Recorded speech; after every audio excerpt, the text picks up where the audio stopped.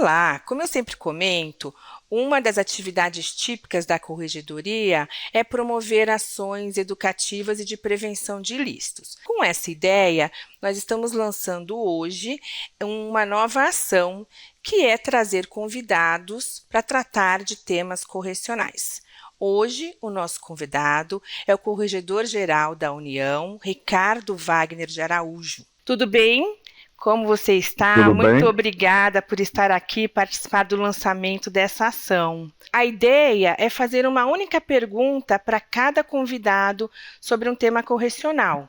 E hoje a nossa pergunta é: qual é a importância de uma corregedoria numa empresa pública? Bom, primeiro, bom dia. Eu gostaria de agradecer pelo convite. É um grande prazer estar participando desse podcast e parabenizar vocês aí da Amazon pelo excelente trabalho realizado aí no âmbito não só de outras atribuições, mas também na própria corregedoria. Na verdade, as unidades de correção, eu sempre digo que é aquela área, a última a ser acionada. Quer dizer, numa área, vamos dizer assim, numa situação de menor potencial. Então, a gente pode estar falando aqui numa discussão mais ríspida, né, numa cobrança de uma forma indevida em relação a um servidor especificamente. Aí a gente poderia estar falando, por exemplo, situações de natureza sexual, situações de natureza de assédio moral, situações de discriminação em função de alguma convicção, em função de idade, em função de gênero, em função de cor, uma situação em função de questões políticas. Então, isso vai envolver a atuação das corregedorias. Então, esses esclarecimentos, eu diria que três grandes situações aí que serão importantes para as estatais são esclarecimentos em relação a questões de natureza de assédio sexual, assédio moral e discriminação, e o que a gente chama também de outras condutas aí de cunho moral ou de cunho sexual, que não são situações que vão necessariamente ensejar a caracterização como um assédio sexual. O que, que eu quero dizer com isso? Não necessariamente vai ensejar uma demissão, uma dispensa por justa causa, mas, de qualquer forma, é uma situação que não é mais aceita. É uma piadinha, é uma mensagem devida no WhatsApp, que alguém já pediu para não mandar, para parar, e aí aquela insistência, 3, 4, 5, 10 vezes, comentários de natureza sexual, de natureza discriminatória, e que, mesmo que não tenham esse caráter de caracterização específica do assédio sexual, do assédio moral, que poderia levar à dispensa, eles devem ser tratados, ou eventualmente vai ser uma suspensão, pode gerar uma advertência, ou pode gerar até simplesmente um termo de ajuste de conduta, porque qual que é o principal interesse para essas situações? É mudar comportamento.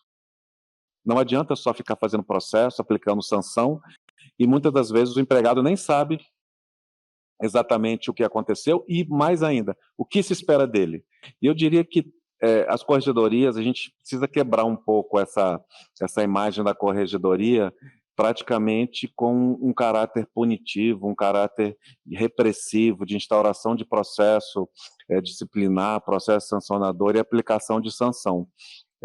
Eu sempre digo que mais importante do que esse caráter, as corregedorias, principalmente nos últimos anos, ela tem um caráter essencial de prevenção. Então, essa atuação de forma preventiva, ela é extremamente importante, porque o ideal é que não chegasse nada nas corregedorias, Sim. eu digo aqui em termos de processos, né, processos disciplinares. Sem ter esse tipo de estrutura, há uma chance muito grande de processos serem anulados, de injustiças serem cometidas. Isso é tudo que não se quer e não se espera da administração.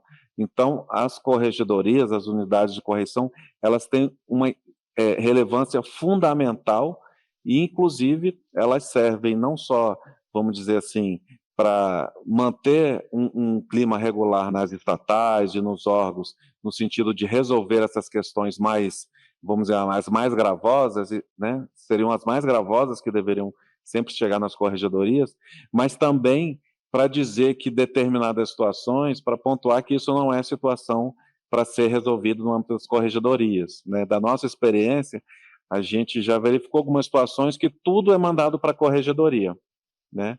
Eu tenho um problema aqui com pessoas que trabalham comigo ou com uma pessoa e eu não vou conseguir chamar, não vou conseguir resolver, eu mando para a corregedoria. Aí o órgão vai deixar, ou a entidade, a estatal, ela vai deixar de entregar a sua política pública para o cidadão, o que se espera, o que a sociedade espera, para ficar paralisada e ficar tudo indo para a corregedoria e ela fica paralisada, né? Eu até brinco que eu já fiz alguns trabalhos em órgãos em que o clima era tão ruim que metade dos servidores compunha as comissões e a outra metade dos servidores respondia aos processos disciplinares. Nossa, E isso é difícil. tudo que não se deseja, né? Pois é, Esse verdade. clima de paralisia e a empresa não conseguir entregar a sua política pública, o seu trabalho, os seus objetivos que estão previstos aí muitas vezes nos seus planejamentos estratégicos, etc. Então, a corregedoria no âmbito administrativo é a última seara que deveria ser acionada, mas ao mesmo tempo é aquela que, para situações gravosas, ela vai ser acionada e ela vai dar uma resposta, e isso eu acho que dá aquela sensação de normalidade e que, quando houver uma situação mais grave, a corregedoria está ali para resolver. Mas essas situações pontuais, principalmente envolvendo gestão, elas precisam ser resolvidas no âmbito das próprias unidades, ou uma situação que pode ser comportamental, mas de bem menor potencial, que não gere nenhum TAC, pode ser resolvido, por exemplo, por uma comissão de ética. Excelente. Muito obrigada pela sua participação. É o primeiro episódio, fico muito feliz. Eu agradeço muito. Obrigada.